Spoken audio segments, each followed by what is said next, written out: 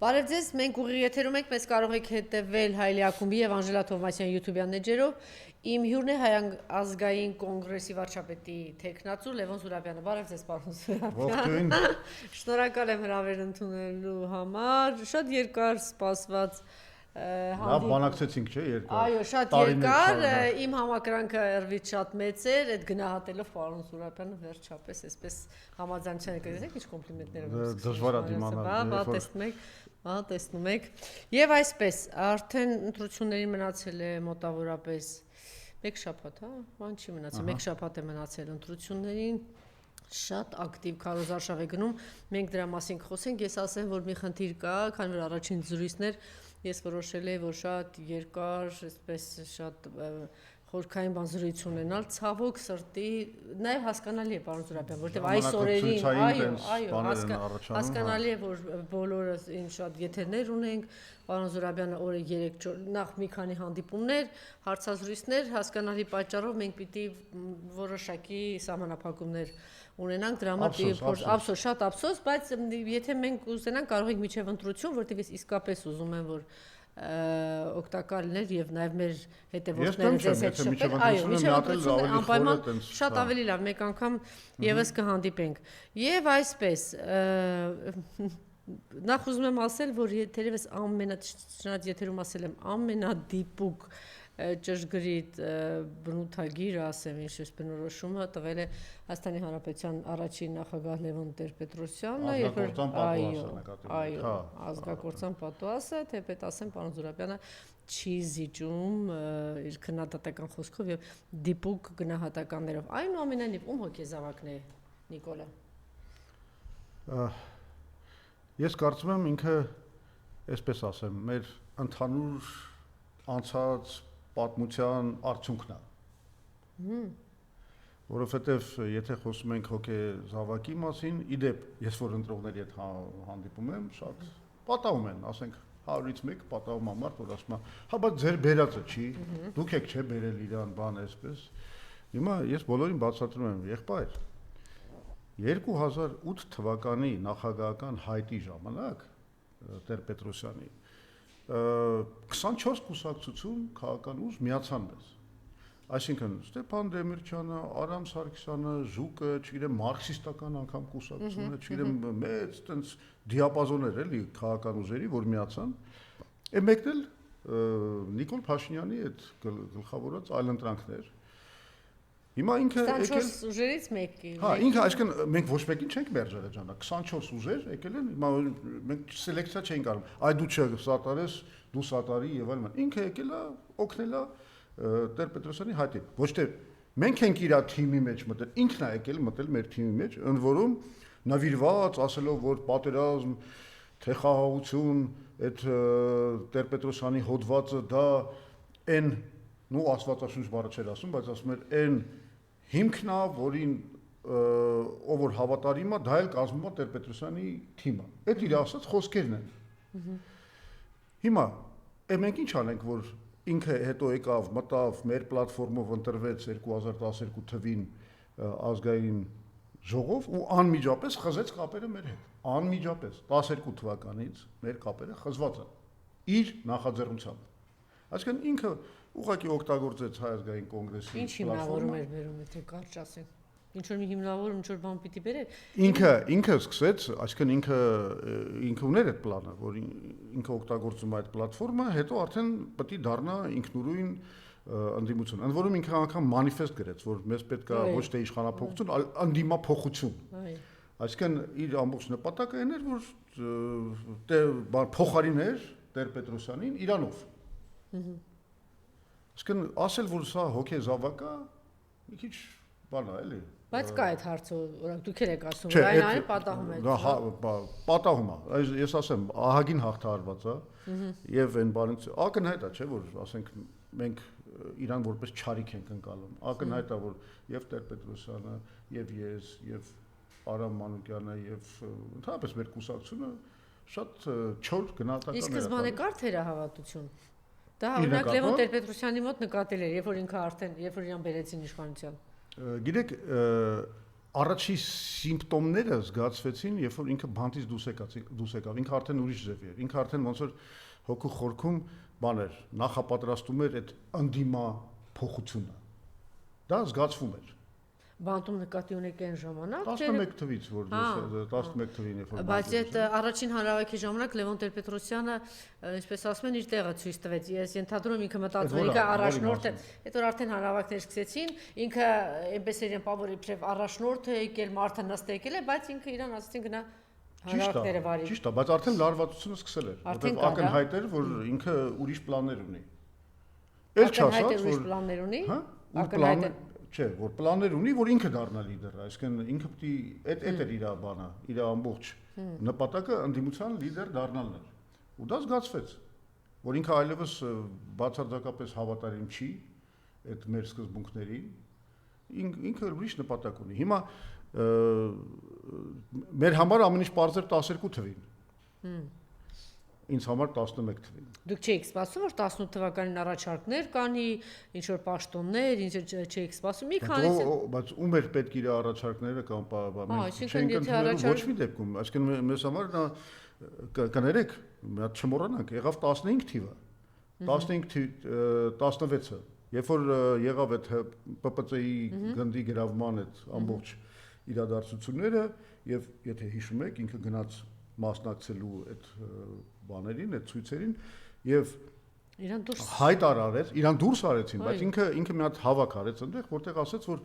Լևոն Տեր-Պետրոսյանն ու Սերժ Սարգսյանը դավադրություն են կազմել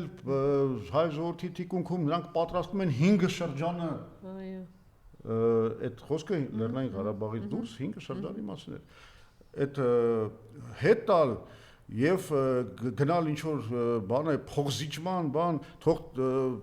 բանը Ալիևը փողզիջումից խոսա, նոր մենք տենց բաներ կմտածենք, բան եւ այլն, վերջը ինքը այդ Ղարաբաղյան խնդրի այդ կարգավորումը, որը 16 թվին դրված էր Սերժ Սարգսյանի սեղանին, որը 19 թվին դրվեց նաեւ իր սեղանին։ Ինքը դա համարում էր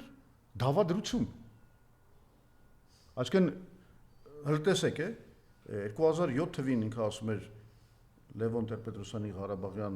այդ մոտեցումները ճիշտ են եւ մենք իր թիմն ենք հենց դրա պատճառով 15 թվին ինքը արդեն համարում էր Տեր-Պետրոսյանին դավաճան, որը ուզում է այդ 5 շրջանը Պարզեց ամենամեծ դավաճանիկն էր, որ ասեց, երբ որ պարզեց, որ իր սեղանին եղել է, իսկ ինքն ասում է չի եղել, չէ՞։ Այդ շատ կարևոր, այդ շատ կարևոր։ Առաջին այդ բան հայտարարությունն էլ դուք արեցիք, որ ոչ միայն արեցինք, մենք պնդեցինք, որ կա տենց պլան, որը ինքը գաղտնի է պահում, որ ինքը ժամանակին ունեցել է եւ չի ներկայացրել ժողովրդին, թաքցրել է եւ իրականում մերժել է այդ պլանը։ Գնացել է, ասենք, հիմա եկեք բան անենք, էլի, ես մեր հանդիսատեսը պետք է իմանա։ Ուրեմն 2019 թվականին Նիկոլ Փաշինյանի սեղանին դրվել է Ղարաբաղյան հակամարտության կարգավորման պլան, ըստ էության խաղաղության հաստատման պլան, որի մեխը հետևյալն էր. մենք պետք է 5 շրջանը, Աղդամը, Ջեբրայիլը, Ֆիզուլին, Ղուբատին եւ Զանգելանը հետ տանք, այսինքն այն շրջանները, որոնք ադրբեջանաբնակ էին եղել կոնֆլիկտից առաջել եւ մենք պետք է դրանք հետ տայինք եւ պահպանելով հայկական վերահսկողությունը Լեռնային Ղարաբաղի ինքնավար մարզի ամբողջ տարածքի դրան գումարած ամբողջ Լաչինի շրջանը եւ ամբողջ Քելբաջարի շրջանի նկատմամբ մենք պետք է հաստատեինք խաղաղություն, ընդ որում երաշխավորված գերտերությունների կողմից, Ռուսաստանի, Միացյալ Նահանգների, Ֆրանսիայի, ՄԱԿ-ի անվտանգության խորհրդի կողմից միջազգային խաղաղարար ուժերով։ Երանելի պլան, ընդ որում մենք մոտավորապես պատկերացում ունենք այդ պլանի մասին, բայց մենք այդ դետալներին, մանրամասներին չենք տիրապետում։ Եվ մենք երբ որ պնդում էինք, ասում էինք, հələ դու հրապարակի այդ պլանը, տեսնենք դու ինչ ես մերժել։ Ինքը երբ որ հրապարակեց, ասեմ, ես զարմացած էի, որովհետև ես չգիտեի, որ այդքան լավ պլան ա եղել, այդքան երանելի պլան ա եղել։ Որովհետև ասում եմ, մենք ըստ էության Ղարաբաղը դառնում էր միջազգային իրավունքի սուբյեկտ։ Ինչի՞ այդ փուլում չգնաց դրան, որ այդպիսի պայմաններ կար եւ հետո գնաց Տեղին է ժամանակ առ ժամանակ հիշել 5 միլիարդի մասին, որ շրջանառվում է վերցրել է 5 միլիարդ Այդ 5 միլիարդն էլ Այսինքն ծախել է 5 միլիարդ։ Այդ որ ասում ես գժի տեղից դրեցի դուս եկա, բա։ Այդ 5 միլիարդը հետեւյալ խոսակցությունն ա եղել։ Ուրեմն Պուտինը ու կարծեմ Լուկաշենկոն, թե Նազարբայևը։ Լուկաշենկոն առաջարկում։ Ասել են, որ բացի նրանից, որ դու այդ կունենաս, այսինքն Ղարաբաղի Իրաքերբազարվլացնով, դու կստանաս նաև 5 միլիարդ դոլար Արցախի զարգացման, Հայաստանի զարգացման համար։ Այսինքն այդ առաջարկը փորձում էին ավելի գայթակղիչ սարքել իր համար։ Դա ոչ թե իր գրպանը պետք է դնեին, դնում էին բանը Լեռնային Ղարաբաղի զարգացման վրա։ Ինչու այդ փուլում չգնաց դրան, որ ասում եք հետո։ Այ հիմա գալիս ենք, նայեք, հնարավոր է երկու վերսիա։ Կամ ինքը ապուշա դրա համար թե ծախված դավաճան է։ Կամ ինքը ապուշա, անշնորհքա, տգետա, այսինքն ինքը մտածել է, որ բանա չի կարելի էլի տենց զիջումների գնալ, բան եւ այլն, ժողովուրդը ինձ բան կհոշոտի, բան եւ այլն, կամ այս տարբերակն է։ Կամ կներեք, ես գնալով ավելի հակվում եմ այն տարբերակի, որ ինքը հետապնդել է ինչ որ արդեն նպատակ այդ ժամանակից ինքը ենթարկվել է շատ կոնկրետ հրամանների ինչի եմ ես այդպես կարծում որտեվ մի հատ էլ հանգամանք կա որը ինձ հուշում է դա ես դրա մասին արդեն խոսել եմ բայց հիմա առիթա խոսենք դուք գիտեք որ մեր այս ծրագրի նախընտրական ծրագրի մեխերից մեկը հայ-իրանական երկաթուղու կառուցումն է որով պետք է զուտ հայկական տարածքով, ասենք Հայաստանը կապվի Զանգեզուրով, Կապանով, չգիտեմ, բանով, Մեղրիով, Ագարակով Իրանի հետ, որը մեզ կտա բազմաթիվ առավելություններ, 1000 անգամ խոսել եմ, եթե պետք կլինի էլի կանդրադառնանք այդ թեմանային։ Այդ պլանը եղել է մշակված 2013 թվականին արդեն վերջնական տեսքով China Construction Չինական շինարարական կամպանիայի էքսպերտիզան ու այդ ամբողջ մշակումը մեր ձեռքում կա 200 էջանոց փաստաթուղթ 60 թունելով 84 կամուրջով եւ այլն բոլոր հաշվարկները կատարած ամեն ինչ կա այդ պլանը պետք է գործի դրվեր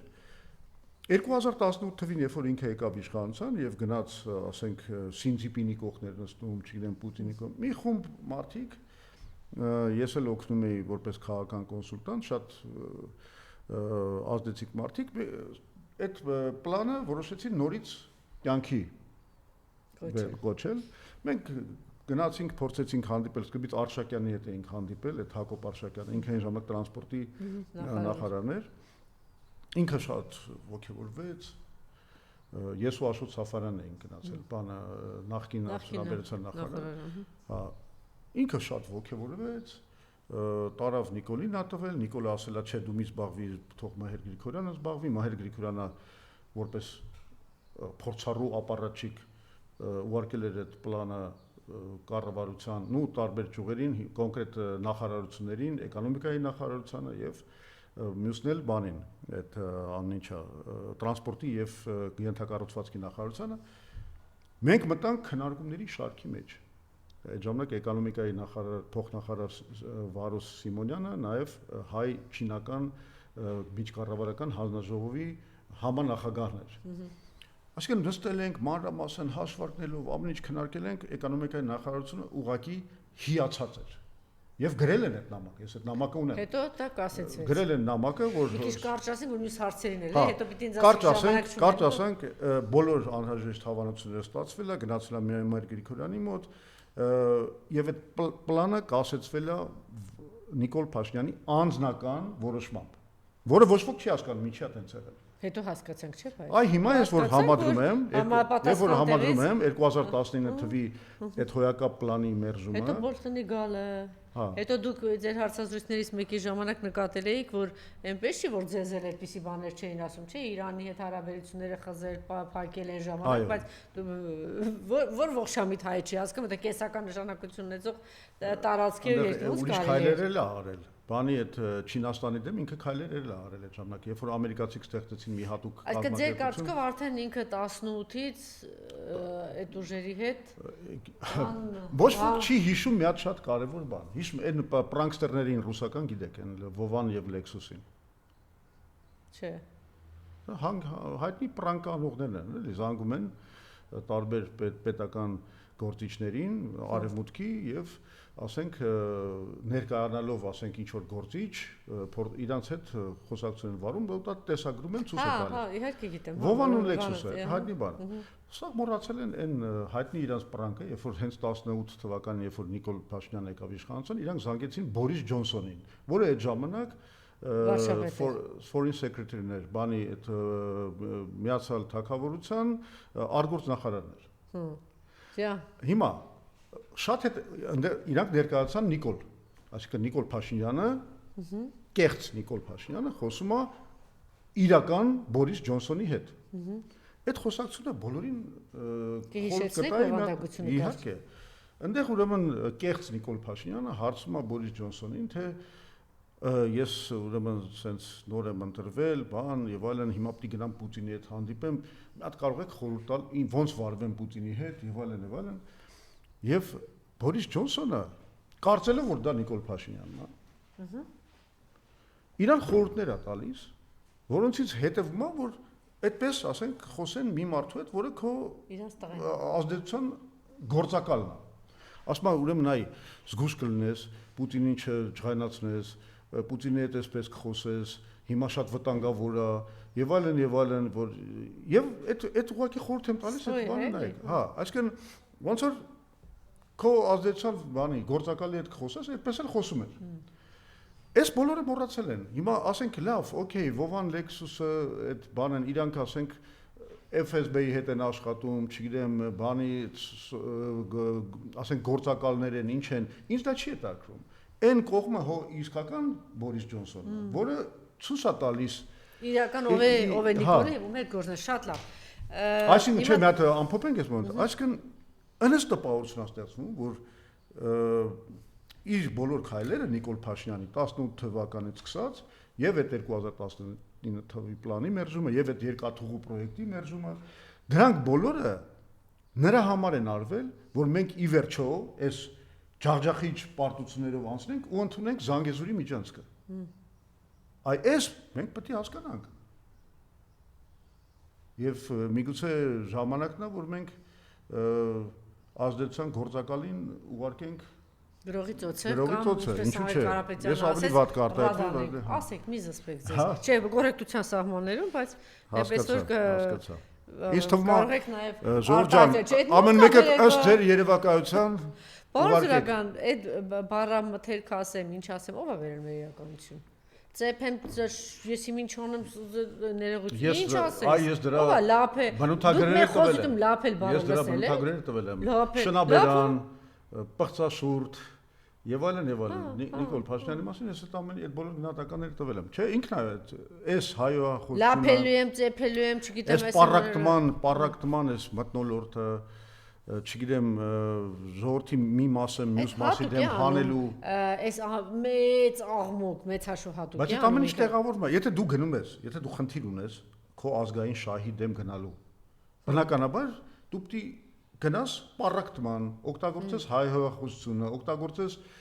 ճամբարավորումը այդ բնական բանն է էլի արդեն հետևանք է քո վարած կուրսի բնականաբար Իջարած դուք էլ երբեմն մեղմ եք վերաբերում դե հասկանալ է ինչ որ մի փուլում ենք մենք պիտի մեկը մեկին չքննադատի բայց ես օրինակ չեմ մոռանում որ այդ բաժանում առաջինը սև ու սպիտակ հիշում եք Հայկո անով մեկը կա որ ոնց որ թե քաղաքական գործիչ է Ժորժում հիմա էլ մտել է պայքարի մեջ այդ շատ վտանգավոր բաներ էլի հիմա որ ասեցիք բաժանում ենք ինչի մասն է ուզում հարցնել չնայած այնքան ուրիշ լուրջ հարցեր ունեմ ինչու՞ն է կայանում Նիկոլի ճակերտավոր վիրտուոզությունը կարողանալ կործանել մի ամբողջ հանրապետություն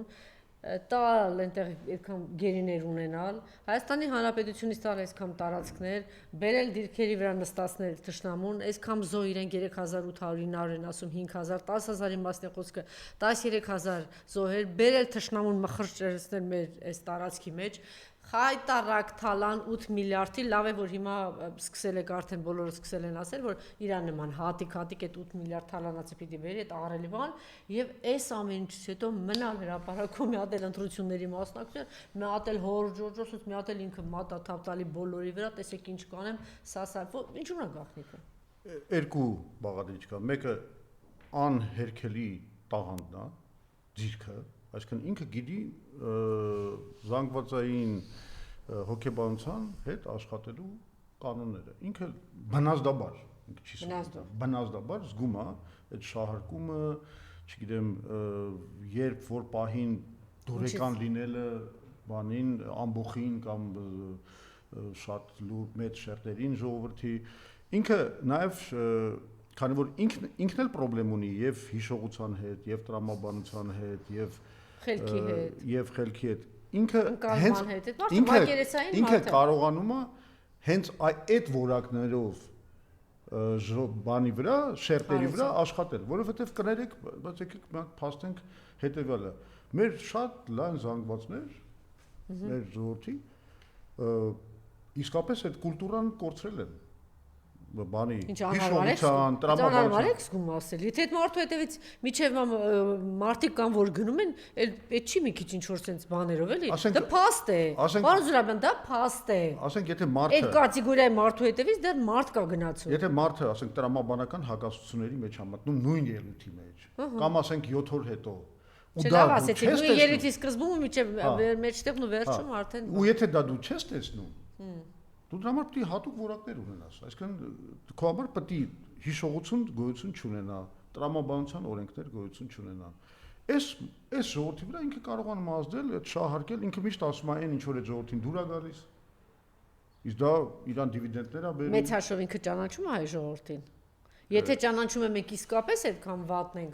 վերջերս խոսում էի Անդրանիկ Միրանյանի հետ, ասում է այդ հարցը տվեց, ասում պատահական թե չէ, ասում չէ պատահական չի, ինքը եթե տենց խոզա բան, ինչ ասեցիք, այդ որ ուտում ա տենց, դե լափա, մի հատ ինչ լավ բառ ասեցիք, խոզա չգիտեմ ինչ է, դե լափա ինչ է, իրա բառերն են էլի խոզություն, ասում է որ այդպես ինքը ուտում է, ուրեմն նշանակում է ինքը մտածում է հաշվարկ արել, որ այդպիսի բարքերով կենցաղով շատ մարդիկ կան եւ դա իրենց դուր է գալի, դրա համար ինքը դա դարձրել է ցծուն ամեն օր, ինքը այդ բաների մեջ է, չէ։ Սին լքորի թագավորն է։ Հասկանում եք։ Տենց միշտ եղել է։ Ասենք Հյուգոյի շեյք, այնպես Փարիզյան այդ բաների արվարձանների թագավորները։ Բացատրեք թե իր հետևորդները սին լքոր բառի իմաստը պիտի հասկանան։ Հա, ոնց ասեմ։ Լումպեն ասեմ։ Չէ, բայց դա հայերեն բառ է։ Հիմա ինչ ասեմ։ Թող գնան բառարանում նայեն, այդ ինչ է նշանակում։ Էսա, ինքը այդ փնթիության թագավորն է, անճաշակության թագավորն է, տրամաբանության։ Ինքը գիտի որ դա աշխատում է, ողբերգությունն է, նա պարոն Զուրաբյան, ինքը գիտի որ դա աշխատող տարբերակ է։ Փնթիության թագավորը շարունակում է թագավորել 8 տարի շարունակ, փաստ է, չէ։ Այնց որում փնթիությունը միակ կեցվածքը բան չէ, այդ խոսքն է, խոսույթն է, վարվելակերպը, ինքը մտածում է որ դա աշխատող է։ Եվ տեսեք ինչքան ասում են, երեք էլ նորից նայում եմ, ինքը շարունակում է այդ տեսքով այդ ձևով, այսինքն Դե նորություն չի, հռոմի ժամանակ էլ կային այդ տրիբունները, որ ասենք գիտեին ամբողի կառավարման այդ մեթոդները բան, բայց հետո գալիս են իշխանության ու ավիրում էին ուղղակի ամեն ինչ իրանց շրջան։ Շարժման ժամանակ գլխին կանգնած էին 10 ինտելեկտուալներ եւ շատ լավ գիտեին պարտադիր չի խոզաբարո ինչ որ կեցվածք ընդունել եւ կարողանալ։ Եթե դուք ունեիք նկատում եք Ղարաբաղ կոմիտեն, ասենք 10 ինտելեկտուալ մարդեր կանգնած են։ 88-ի ժողովուրդը մի քիչ ուրիշ էր, էլի։ Դա այն ժամանակ էր, երբ որ մենք իսկապես ունեինք բացարձակ գրագիտություն։ Բացարձակ գրագիտություն։ Այդ կար այդ գիտատեխնիկական մտավորականությունը, ստեղծագործական մտավորականությունը։ Եվ ազգային ոգու մասին է, որ այդ գրականության։ Դա կար, բայց ուզում ասեմ, ընդհանուր մակարդակը գրագիտության շատ բարձր էր։ Իհարկե, այս տարիները բլոկադայի, պատերազմների եւ այլն ագին ճզմեցին այդ շերտը, այսինքն շատ մարդիկ թողեցին ուղղակի հեռացան Հայաստանից եւ այլն, ընդհանուր անկում կա գրագիտության։ Շատ լավ։ Չգիտեմ կամաձայն եք թե չէ, բայց բերում եմ նաև այն հարցին, որ ինքը շարունակում է ժամանակ առ ժամանակ կոնկրետ հրախորել ձեզ։ Չի խնայում Լևոն, դուք էլ ասեցիք դա շատ վաղուց եղել Լևոն Տեր-Պետրոսյանին, ձեր ուժին, ակնհայտ է։ Ինքը իրան Նիկոլին որ նայում ես, ինքը ընդհանրապես բարդությունների կծիկ է, բոլոր առումներով։ Օրինակ որ խոսում է ծակ կոշիկներից, պարզ է թե ինչ խնդիր է այս մարդը ունեցել, որ անդադ խոսում է ուտելուց, պարզ է որ դա որտեղից է գալի եւ այսպես շարունակ։ Կզելուց է խոսում, համբալ լինելուց, նվաստացնեմ, ստորացնեմ, ինքը մտքով բանտից դուրս չի եկել, ինքը այնտեղ ինչ որ խնդիր ունի, բոլորին ուզում է բանտով անցկացնել, ես կարծում եմ ցանկացած մարդու, որ ինքը տեսնում է խոսել, ասում է դու էլ կանցնես, այդ հաստատ իր մոտ կա։ Բայց երկու կերպար կան, չգիտեմ կհամաձայնեք թե ոչ, որ իրեն ընդհանուր առմամբ հանգիստ չեն տալիս։ Լևոն Տեր-Պետրոսյանը եւ Ռոբերտ Քոչարյանը։ Կարող եմ հիմնավորել, ուղղակի ժամանակ չունենք։ Համաձայնեք թե համաձայն չեք եւ դուք ինչով եք, եթե Ես եկեք մեր մասով պատասխանեմ, ընդհանրապես Տեր-Պետրոսյան, Հայ ազգային կոնգրես։ Ինչն է, Արցախի հաղթանակն է, թե ինտելեկտուալ կերպարն է, ասենք Ռոբերտ Քոչարյանի բարակայում հասկանալի է, իսկ Լևոն Տեր-Պետրոսյանը ինչն է։ Իրականում շատ խորն է, տեսեք, ինքը ուզում է հիմա ըստ էության ստեղծի նոր, այսպես կոչված իրական Հայաստանը։ Չհայաստան, էլի։ Դե այդ, հա, Չհայաստանը անում ինքը դրում է, հա։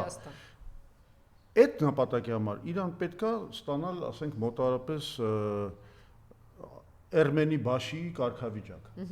Այսինքն ինքն է ծնելու նոր իսկապես անկախ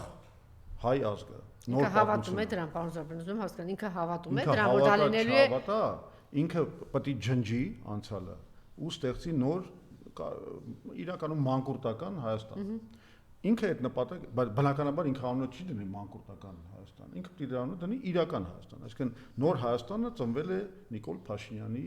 օրոք։ Ինքը պետք է ներկայացնի, որ անկախությունը 91 թվին չի ձեռք բերվել։ Իմիջիայլոց մի հատ այդ անդրադարձը եկեք էլի, որ ինչ ասեց, որ Արցախյան Ղարաբաղյան շարժման վրա որ գնաց, ձեզ մեղադրեց 95-ից արդեն ծախած, տված եւ այդ մեղադրանքներն էլի, այսպես հերթով անդրադարձեք, հա։ Հերթով կանդրադառնանք, բայց այստեղ ի՞նչ է կարևորը։ Այս մասին խոսեք, հետո հերթով մեղադրանքներ։ Այսինքն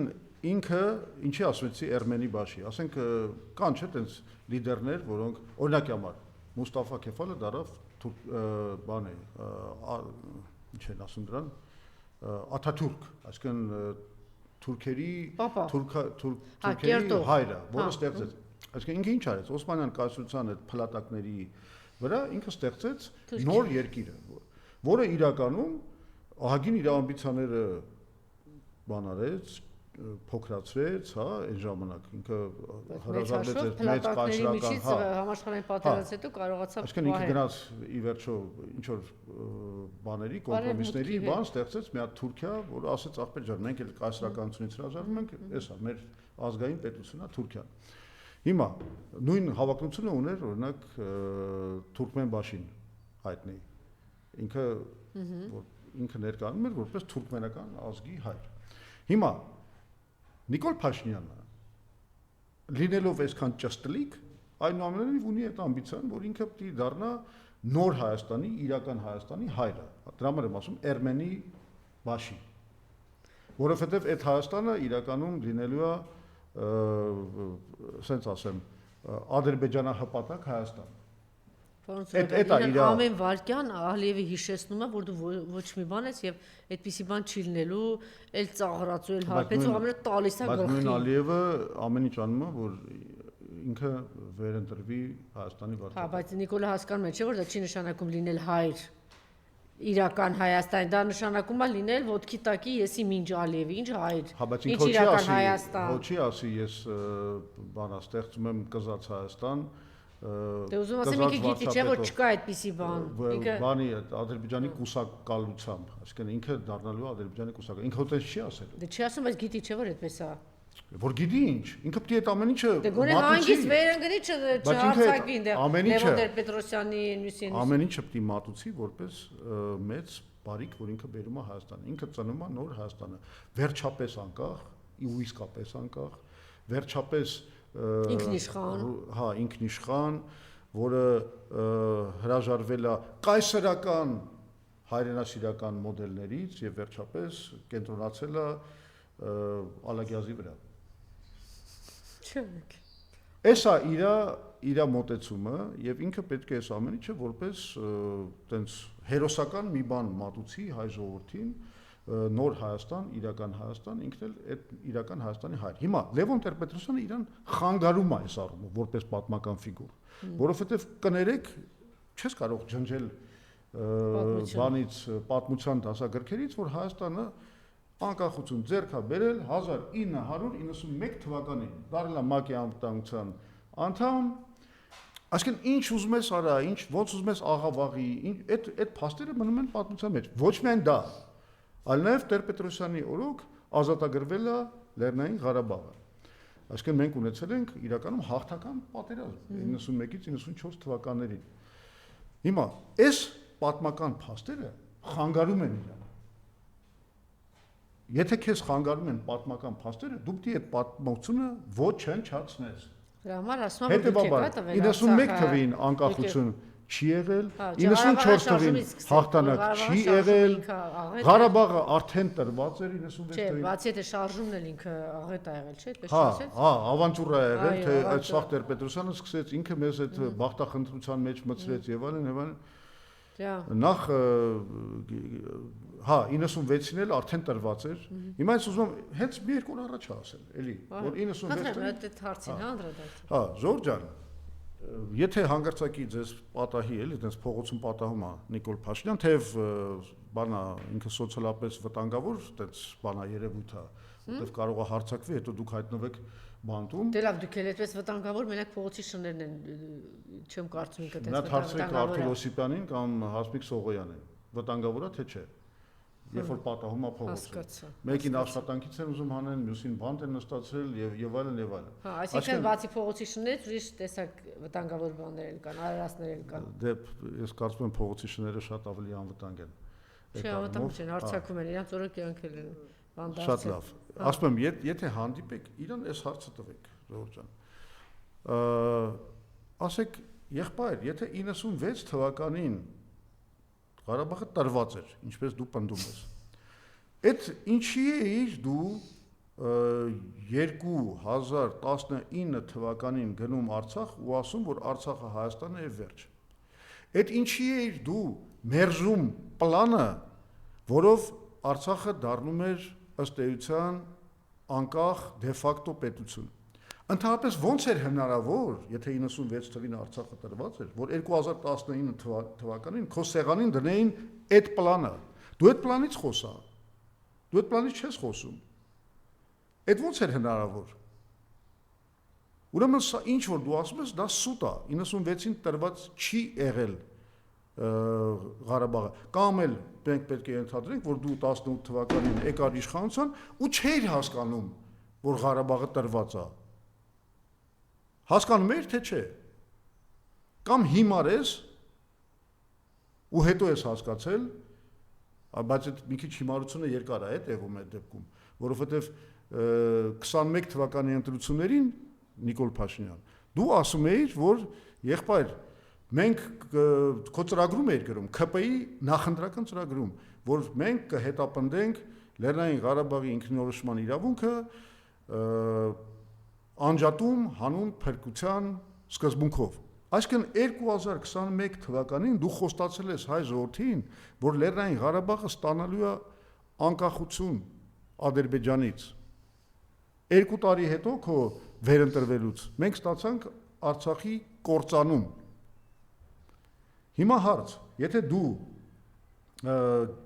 գիտեիր, ոնց որ ասում ես, որ 96 թվականին Ղարաբաղը տրված էր, փաստորեն այդ ճշմարտությունը դու երբ հասկացար 2023 թվականին, նշանակում է 18-ից 23 թվականը, 10 ինչքան է անում, 5 տարի շարունակ դու այդ չես հասկացել։ Հիմա հարց, կարող է դու ընդհանրապես չես հասկանում ինչ է նշանակում միջազգային հարաբերություններ, կարող է դու չես հասկանում ինչ է նշանակում բանակցություններ, կարող է դու չես հասկանում գերտերությունները։ Կարծում արդեն կարելի է պնդումներ անել, ոչ թե այդպես ռետորիկ հարց տալ։ Չէ, ես հենց դրան եմ տանում։ Այսինքն, իսկ եթե տենց է, ասենք, կարող է դու նաև հիմա չես հասկանում ինչ ես անում, երբ որ այդ թրիփի մեջ ես մտնում։ Կարող է դու չես հասկանում ինչ արհավիրքներ ես մեր գլխին բերում։ Հիմա էլ չես հասկանում։ Իսկ ով ասեց, որ դու ինքը ասել է, չէ, ասում է, դե ես սխալվել եմ, ին վրա էլ ազդել է հայրենասիրական, այդ կայսրական մոդելը, ասել է բանա, վերջապես բանա, ես էլ ինչ որ բան հասկացա, սովորեցի, այն ինչ որ անում ենք սխալ է եւ այլն, իսկ սխալներս նաև բխել են իմ հայրենասիրությունից, չէ, ասելա, չէ, ես են Եթե քո հայրենասիրությունը ես հայրենիք է արժուն, ոնց որ Սամվել Կարապետյանը դա ռատեղի գնա։ Չէ, ես ուրիշ դեպք կերպեի, կասեի, ախպեր, եթե քո սերից, քո սիրուց մարդա մեռնում, մենք ունենում ենք այսքան կորուստներ, միգուցե մի քիչ մեզ քիչ սիրես։ Դե մեհարան խնդրելով։ Հա, իդեպ ես մտածում եմ իրան մի հատ սենց առաջարկ անեմ, էլի։ Ասեմ Նիկոլ, մի հատ սաղ մի կողմ դիր, էլի։ Մտածի էլի դրա մասին, որ դու 8 տարի մենակ մեզ կործանում ես բերել։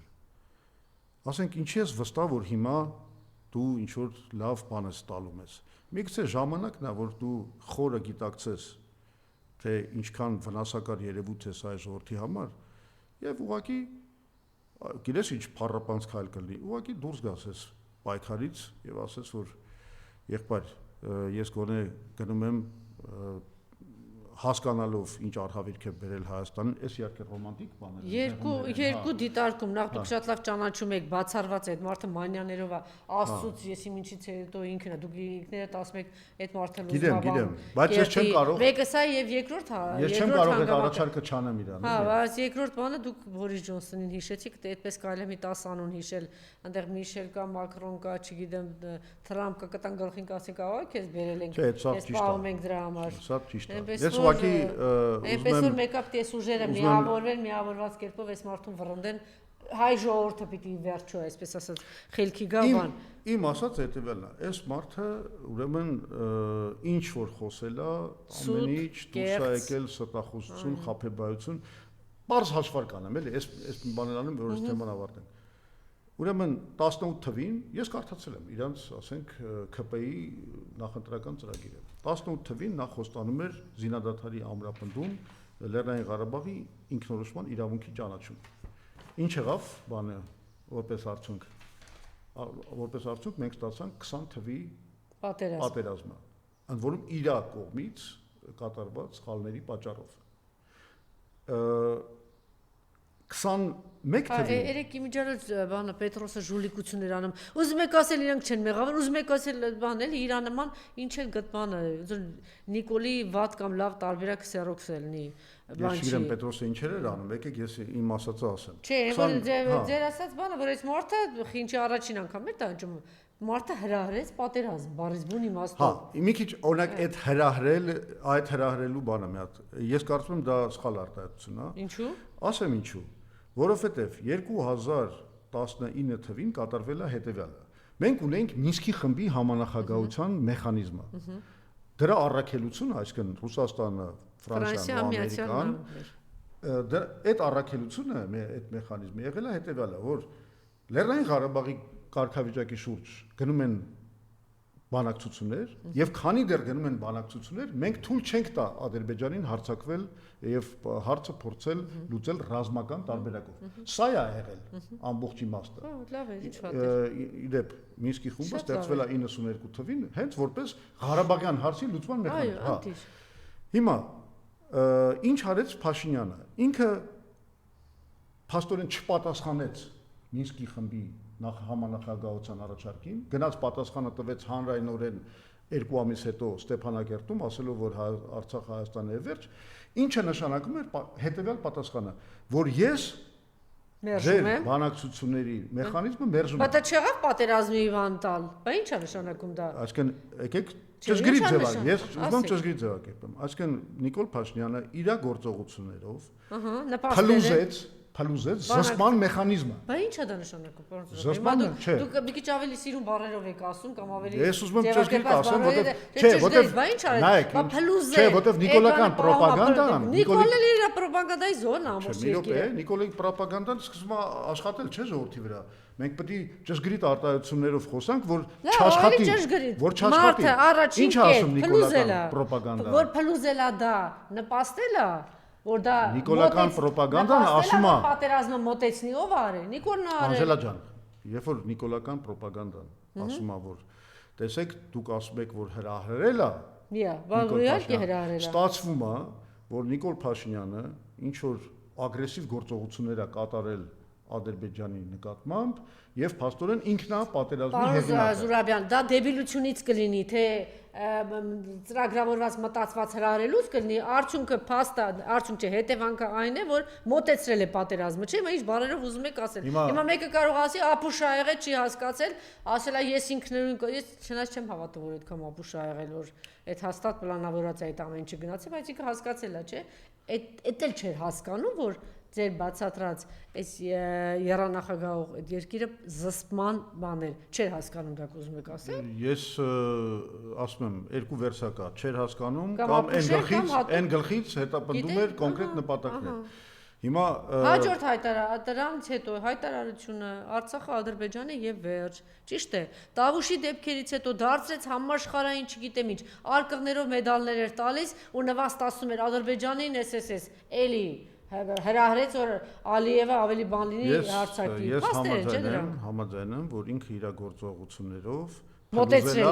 փլուզել է պատերազմի զսպման մեխանիզմը։ Ես sense եմ արտահայտում։ Հիմա ասենք Հրանտ Բագրատյանը եկել էր իմ մոտ հարցազրույց տալիս, ասում է, որ այս մարդիկ ձեռք են բերում այսպիսի զինատեսակ։ Այդ զինատեսակի օգտագործման ժամկետը սա է։ Բացատրում է ում համար եւ ինչի։ Դա ինչ է նշանակում։ Բացատրում, ասում է, դա նշանակում է, որ այդ զենքը վաղը չէ, մյուս օրը պիտի կրակի։ Ուրիշ հարցեր ունենք, Անժելա։ Չէ, ասում եմ, կրակի այդ նույն ձեր ասած, որ ասում եք քարոզա, չգիտեմ, ասում են, պարոն Բագրատյանը զորով ասում է պատերազմ։ Հիմա մենք վիճենք նրա շուրջ հրահրել տերմինը ճիշտ է թե սխալ։ Շատ կարևոր բանի մասին եմ ուզում խոսել, վստահ եմ, որ դուք երեք ծանոթացել եք Ռուսաստանի նախագահի հայտարարությանը, գիտեք, որ գյուղմթերքի Հայաստանի գյուղմթերքի 90-ից 93%-ը գնում է Ռուսաստան եւ ոչ միայն գինիներ եւ այլ, ինձ անից լավ այդ ամեն ինչին տիրապետում եք։ Եվ երեկվա հայտարարությունները շատ մտահոգիչ են, ինչ աղետի արժև կարող են կանգնել։ Մի քանի մեջբերում անեմ Ռուսաստանի Դաշնության նախագահի խոսքից, այն ամենը ինչ ընդունելի հայերի համար լավ է Ռուսաստանի համար, արեք այն, ինչ ձեզ հարմար է, հայտարարել է Պուտինը։ Նրա խոսքով Եմենին մերձենալու համար Երևանի կողմից կայացված ցանկացած որոշում չի վնասի Մինսկի հետ կապերին։ Միևնույն ժամանակ Պուտինը նշեց, որ Ուկրաինայի խնդրում ուշադրություն։ Ուկրաինայի ճգնաժամը սկսվել է Եմենին միանալու փորձերից։ Շատ կոնկրետ բան է, չէ՞, սա արդեն նշանակում, Եթե դուրս, եթե խնդրում եմ հիշել արագ-արագ այս հարցերին, որ պատասխանեք, էլի, եթե դուրս գա ԵԱՏՄ-ից, այդ երկրի քաղաքացիների համար կգործեն միգրանտների համար սովորական պահանջներ, հայտարարել է Պուտինը, գիտեք, որ միջևա կար որոշակի արտոնյալ բաներ։ Պուտինը հայտարարել է, որ էներգետիկայի գների աճը Հայաստանի համար կհանգեցնի նրա հնայի առնվազն 14%-ի կորուստ։ Պուտինը նշել է, որ Ռուսաստանը կցանկանա, որ Հայաստանում հնարավորինս շուտ անցկացվի հանրակրվի Եմենին, հետաքրքիր է, չէ՞ որ հիմա ինքն է ասում, արագացրու անցկացրու։ Եմենին միանալու կամ Եվրասիական տնտեսական միությանը շարունակելու վերաբերյալ։ Պուտինը նշել է, որ Ուկրաինայի ճգնաժամը սկսվել է Եմենին միանել փորձից շատ միայն նման այն ամեն ինչ փորձում է հիմա անել, սա մեջ բերեցի։ Եվրոպան խոստանում է օրերից մի օր 2.5 միլիարդ եվրո ներդնել Հայաստանում, մինչդեռ Ռուսաստանն արդեն զգալի միջոցներ է ներդրել այդ երկրում, Պուտինը ասել է, հետո էլի բաների ասել, օրինակ որտեղ է շատ լավ, ասում ձեր գինին կարող եք տանել Եվրոպա։ Այս ամեն ինչը վկայում է նրա մասին, որ մենք իրականում ներքաշվում ենք պատերազմի մեջ։ Այդ պատերազմը այսպես կոչված միջնորդավորված պատերազմն է, հատուկ տերմին կա դրա համար, ասում են պրոքսի պատերազմ, երբ որ գերտերությունները, որոնք ունեն միջուկային զենք, ուղիղ կոնֆլիկտի մեջ չեն մտնում, ուղիղ հակամարտության մեջ չեն մտնում, որովհետև գիտեն, որ գործում է փոխոչնչացման դոկտրինը, այսպես կոչված MADA, Mutually Assured Destruction, այսինքն եթե իրանք ուղիղ պատերազմի մեջ մտնեն, երկուսն էլ իրար կոչնչացնեն։ Ու քանի որ այդ դոկտրինը գործում է, գերտերությունները մտնում են պատերազմների մեջ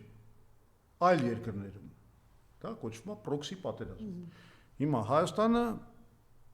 փառք Աստծո մինչև վերջերս պրոքսի պատերազմի զոհ չէր դարձել, ոնց որ դարձել է Ուկրաինան, ոնց որ դարձել էր Վրաստանը իդեպ, ոնց որ դարձել է հիմա Մալին, բավականին շատ կենտրոն Սախելի այդ Աֆրիկայի Սախելի կենտրոններ, որտեղ Ռուսաստանն ու ասենք Ֆրանսիան կամ Ռուսաստանն ու Եվրամիությունը կամ Ամերիկան ինչ-որ պրոքսի պատերազմներ են տանում, հիմա մեր Հայաստանի վրա կախվել է հենց այս վտանգը, որ պրոքսի պատերազմը կոպիտ ասած գերտերությունների պատերազմը մեր տարածքում կարող է դառնա իրականություն։ Առաջին նշանները արդեն կան։ Ինչպես կարելի է դրա մասին դատել։ Օրինակի համար Հայաստանի անկախ պատմության մեջ երբեք չի եղել այս առաջին ընտրություններն, երբ որ գերտերությունները կոնկրետ իրենց խաղադրույքները դնում են, թե ով պետք է ընտրվի Հայաստանի վարչապետ։ Դուք տեսաք, որ Մակրոնը հայտարարեց, Կայա Կալասը Եվրոպական միության աջակցությունը հայտարարեց Նիկոլ Փաշինյանին, ես վերջինը, հա, Էրդողանը, Ֆիդանը, չգիտեմ, Ալիևն էլ ըստեյության անգամ սպառնալիքներով խոսում, եւ բայց ամենաֆանտաստիկ հայտարարությունը արել է Թրամփը, եւ ես բոլորիդ ուշադրությունը ուզում եմ հրավիրեմ սրա վրա, որովհետեւ Թրամփին ընդհանրապես պետք է շնորհակալություն հայտնել անկեղծության համար։ Շատ պարզ ինքը իր ստատուսում գրել է հետևյալը. ես անվերապահ աջակցում եմ Նիկոլ Փաշինյանին, որովհետև նա ապահովելու է մեր հրաշալի ամերիկյան նավթային ընկերությունների հասանելիությունը կենտրոնական Ասիայի շուկաներին։ Նա այդ այսինքն ինքը ինչ ասում։ Ինքը ասում է, այս տրիպը եւ այս տրիպի կառուցմանը օգնող Նիկոլ Փաշինյանը մեզ պետք է պարզ նպատակով, որ մենք ներխուժենք այդ շուկաները, նավթը ընդեղից վերցնենք, ինքը չէ թաքցնում, Վենեսուելան վերցեցինք նավթի համար, Իրանի դեմ պատերազմը անում ենք նավթի համար, հիմա կենտրոնական Ասիայել ենք ուզում մտնենք նավթի համար, բնականաբար դա նշանակում է նաև ամենակարևոր պատերազմը Չինաստանի դեմ պատերազմը դոմինանտության համար, որովհետև եթե ամերիկացիք ստանում են կենտրոնական Ասիայի նավթի այդ բանը հասանելիությունը ու մուտքը, դրանից առաջին հերթին ուզում է Չինաստանի, այսպես ասած, դոմինանտության պրոյեկտը։ Հիմա Այսինքն հայ սիրուն աչքերի հարց չկա։ Այսինքն մեծ կար պարոն Զուրաբյան, հայ սիրուն աչքերի հարց չկա, որ Թրամփը հատուկ հայ սիրուն աչքերի համար Իսկ դուք այնտեղ սիրուն աչքեր տեսել եք, լավ, ես ճաշակի շուրջ չեմ կարող վիճել ձեզ հետ։ Չէ, հայրը որ իրենք ներշնչել է, որ հատուկ հայերի հետ կապված է բանը, մեր համարենա։ Ես կարծեցի Նիկոլի սիրուն աչքերի մասին է խոսքը։ Ուրեմն Թրամփը, այսինքն Թրամփը շատ անկեղծ բացահայտել է ինչ աշխարհաքաղաքական մեծ հակամարտության խնդիր է դրված եւ ինչ դեր է խաղում Նիկոլ Փաշինյանը այդ աշխարհաքաղաքական հակամարտության մեջ, բայց խնդիրը հետ սրա մեջ է, սա նշանակում է, որ Նիկոլ Փաշինյանը համաձայնվել է ներքաշել Հայաստանին աշխարհաքաղաքական հակամարտության մեջ։ Գիտեք, սա ամենաահավոր ու ամենաաղետալի բանն է, որ կարող էր անել որևէ Հայաստանի որևէ ղեկավար։ Ինչու՞։ Որովհետև իմաստուն ղեկավարը փոքր երկրի հասկանալով ինչ լուրջ փոթորիկներ են, ինչ աշխարհաքաղաքական վերիվարումներ են եւ այլն, ինքը չի դառնա գործիք այդ պատերազմում։ Եթե պետք է ինչ-որ բան թող աշխարհաքաղաքական այդ բաները դոմինանտության համար պայքարող գերտերությունները ինչ-որ մի հատ արդյունքի հասնեն, որը դու հետո կընդունես։ Ոչ թե դու օգնես ինչ-որ մի գերտերությանը այդ արդյունքին հասնելու։ Այսա ամենամեծ սխալն է ու սա ուղիղ ճանապարհ է դեպի կործանում։ Որովհետև հենց որ դու բռնում ես մեկի կողմը գերտերության, ասեք մի գերտերության, հիմա կոնկրետ Նիկոլը բռնել է Թրամփն էլ լավ բացատրել այդ մեխանիզմը, կոնկրետ բռնել է ամերիկացիների կողմը։ Եվ ինչ ասեց Պուտինը, ուզում եմ հիշեցնեմ Նիկոլին, որ այդ պրոյեկտը նշանակում է ռուսներին դուրս հանել հարավային Կովկասից, այդ պրոյեկտը նշանակում է Իրանին մեկուսացնել։ Հիմա ինչ եք կարծում։ Ռուսաստանը եւ Իրանը, որոնք գերտերություններ են, Իրանի նկատմամբ պատահական չասեցի, ինքը ապացուցեց, որ ինքը դառնում է գերտերությունների այդ շարքում հայտնվել է։ Եթե իրանք գերտերություններ են ու իրանք շահերի նկատմամբ սենց բան է կատարվում, դուք հասկանում եք դրա հետևանքները։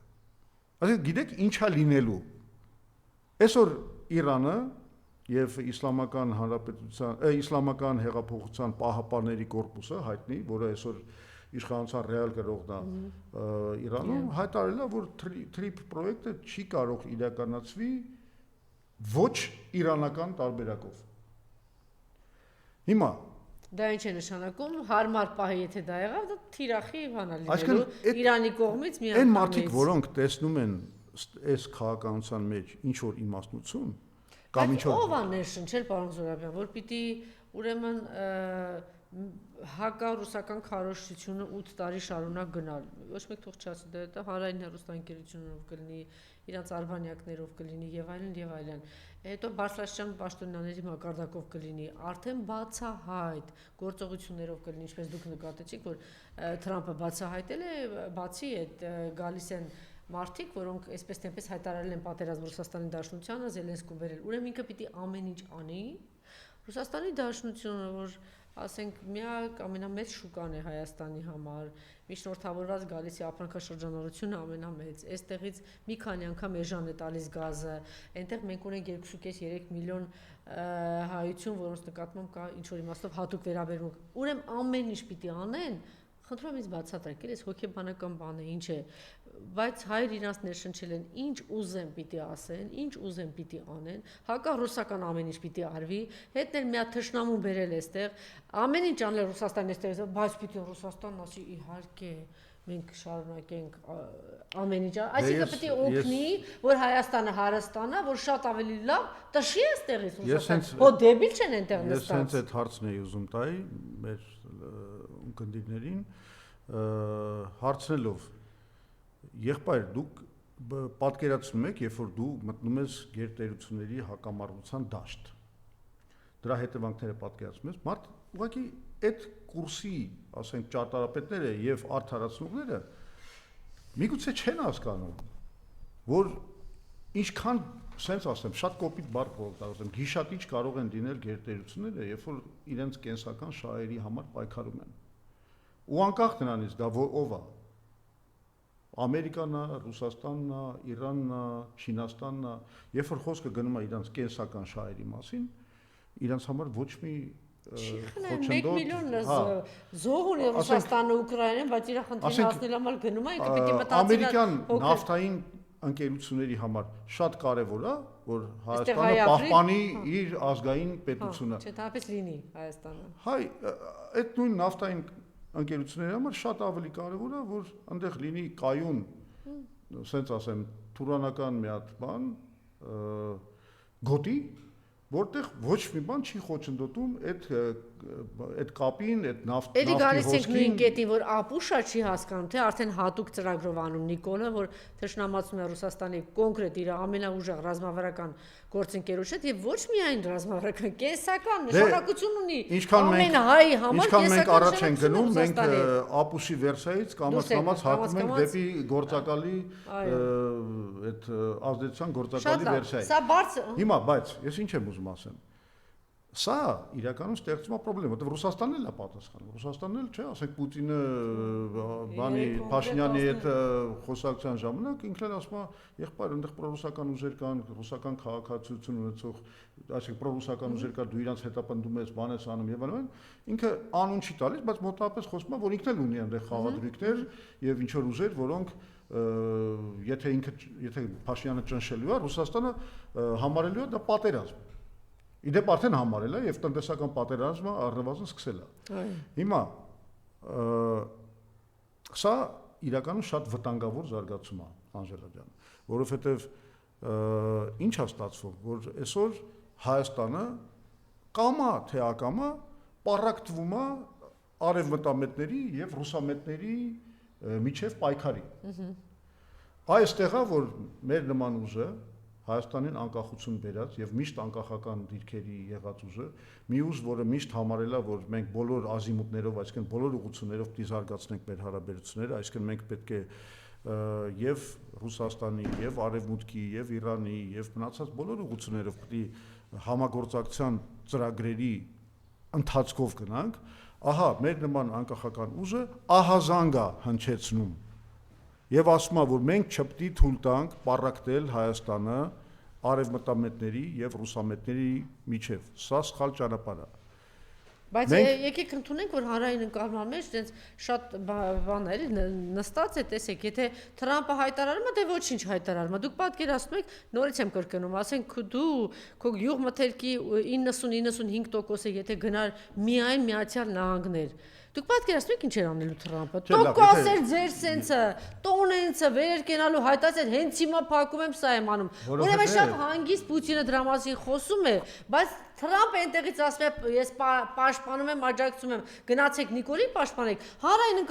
ընկալման մեջ չկա այսպիսի մի բան, որ այս մարդը ոչ միայն հիբրիդային պատերազմ հայտարարել, շատ կոնկրետ պատերազմ հայտարարել հայ ժողովրդի դեմ։ Չկա Ռուսաստանի կողմից այդպիսի բան։ Պետք չի դնել նույն նժարի վրա ասել, որտեղ ոչ հարաբերություններ են նույնը, ոչ ապրանքաշրջանառությունը, ոչ էլ բանը։ Ես ոչ Ամերիկային եմ ուզում արդարացնել, ոչ Ռուսաստանին եմ ուզում։ Ես խնդրում եմ օբյեկտիվ եղեք։ Թրամփը բացահայտ ասել է, բացահայտ կանգնել ասել է բանը, Պուտինը կանգնել ասել է բացահայտ, որ պետք է գնաք սրան ընտրեք։ Ես պաշտ չի ասել այդպիսի բան, բայց Թրամփը ասում է, դրանից առաջ էլ մի 3 պաշտոնյայի է ուղարկում, գալիս են այստեղ մի հատ վարժերը։ Ես երբեք չեմ մտնելու այդ խաղի մեջ։ Սա խաղ չի, սա փաստ է։ Չի մտնելու այդ խաղի մեջ։ Սա փաստ է։ Մենք չենք ասելու, որ Ամերիկան ճիշտ է, Ռուսաստանը սխալ կամ Ռուսաստանը ճիշտ է, Ամերիկան սխալ, որովհետև մենք երբեք չենք մտածում այդ կատեգորիաներում, որ ինչ որ իրանք բոլոր գերտերությունը ունեն իրանք շահերը։ Մենք ռոմանտիկ չենք այս հարցում։ Մենք չենք համարում, որ մեկը ավելի արդար է, մեկը արդար է, մեկը անարդար է եւ այլն։ Մենք այդ մոտեցումը չունենք։ Մենք համարում ենք, որ պետքա լինի հաշվարկ մեր ստրատեգիական շահերի։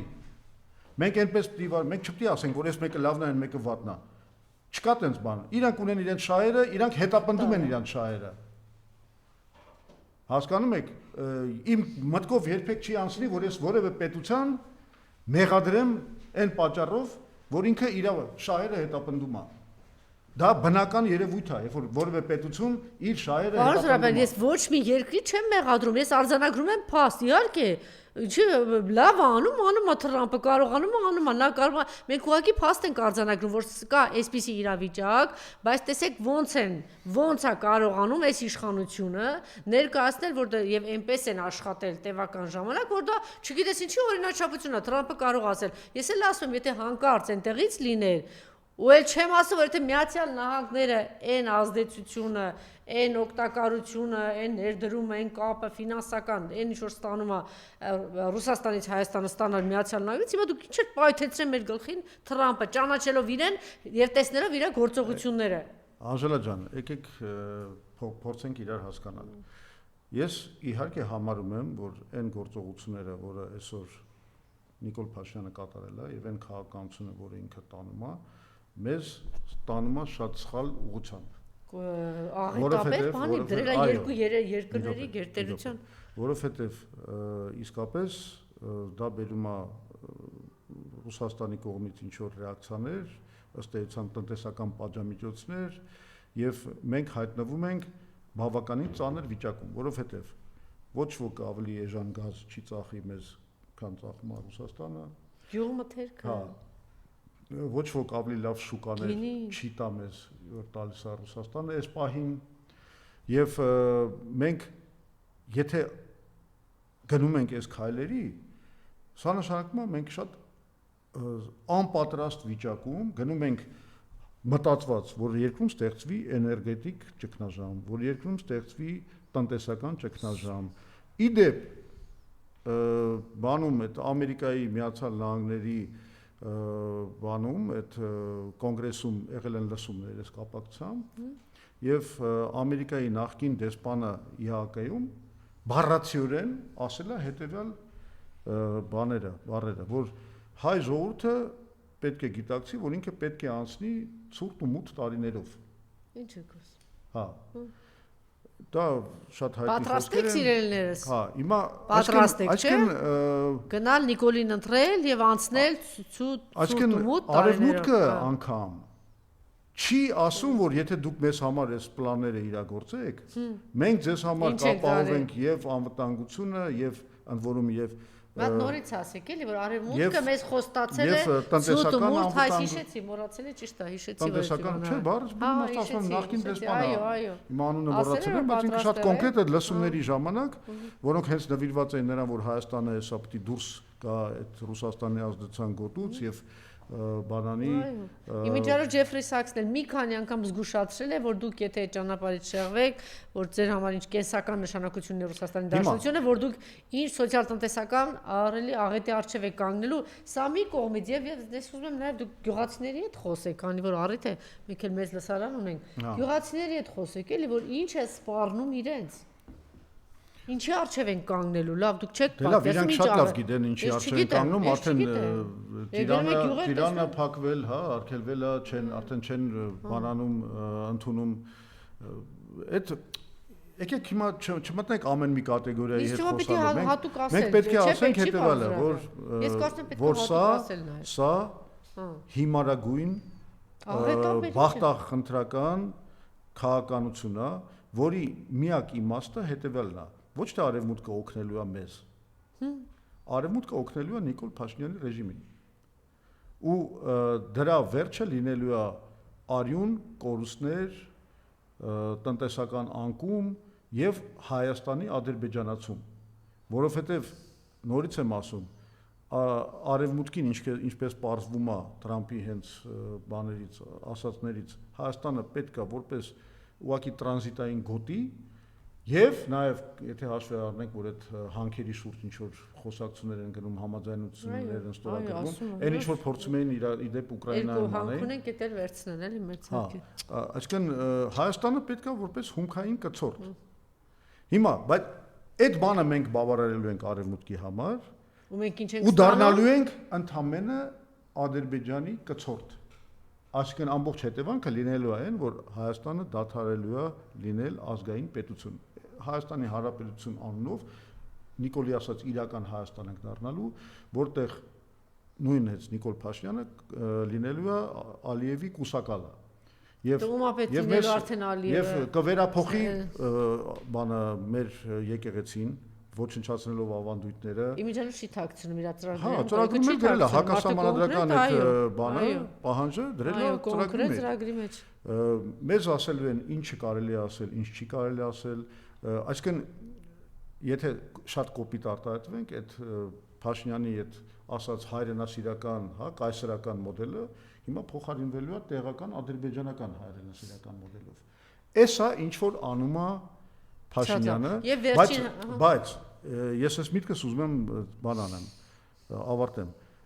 Ամենամեծ վտանգի առաջ են կանգնած, ասում եմ, այս գեոպոլիտիկ, այս հակամարտության մեջ դառնալու պրոքսի պատերազմի կռվադաշտ երկիր։ Մենք սա պիտի թույլ չտանք։ Այստեղ Հայ ազգային կոնգրեսի դերը, որպես անկախական ուժ, ես կարծում եմ մեծանում է, որովհետև մենք այն ուժն ենք, որը չի չեզոքություն է պահպանում եւ Արևմուտքի եւ Ռուսաստանի նկատմամբ, մենք այն ուժն ենք, որոնք ասում ենք, որ մեր գլխավոր արժեքը դա մեր անկախությունն է եւ անկախությունը նշանակում է ազատություն բոլոր երկրների հետ կառուցել հարաբերություններ։ Հիմա նայեք, եթե դուք չեք դառնում որևէ գերտերությունների բլոկի ձեռքում գործիք, այն մյուս բլոկը, մյուս ճամբարը ձեզ չի դիտարկում որպես թշնամի, ձեզ դիտարկում է որպես երկիր, ում հետ այնուամենայնիվ պետք է փորձել համագործակցության ճանապարհներ։ Իրանք հասկանում են, որ դուք ուրիշի ձեռքում գործիք չեք։ Գերտերության համար թշնամին դառնում է նա, ով ուրիշ գերտերության ձեռքում, որի հետ ինքը հակամարտության մեջ է, դու դառնում ես գործիք։ Մենք այդ մոդելից պիտի դուրս գանք, ու դա կարող է անի Հայ ազգային կոնգրեսը, եւ մենք կոչ ենք անում ձեզ հունիսի 7-ին նաեւ ձեր քվեով այս մոդելից պառակտման հրաժարվել եւ գնալ բուն անկախ Հայաստանի ստեղծման մոդելով։ Այդ մոդելի անունը մեր ծրագրում երկիր կամուրջ ծրագիրն է, որը խնդրում եմ դուք մտնեք anc.am կայքը եւ այնտեղ ծանոթանաք այդ մեր ծրագրի ավելի մանրամասն նկարագրությանը։ Շնորհակալություն, եկող շաբաթ, միջև ընտրություններ մենք նորից կհանդիպենք։ Շնորհակալություն։ Շատ շնորհակալ եմ։ Լավ եղեք։ Հա, ես համաձայն եմ, որ ընտրությունից առաջ մենք մի քիչ էլ խորանանք այս թեմաների մեջ։ Այո, որտեղ ես բազմաթիվ հարցեր մնացին։ Լավ, շատ լավ։ Մինչ հանդիպում։ Մինչ հանդիպում։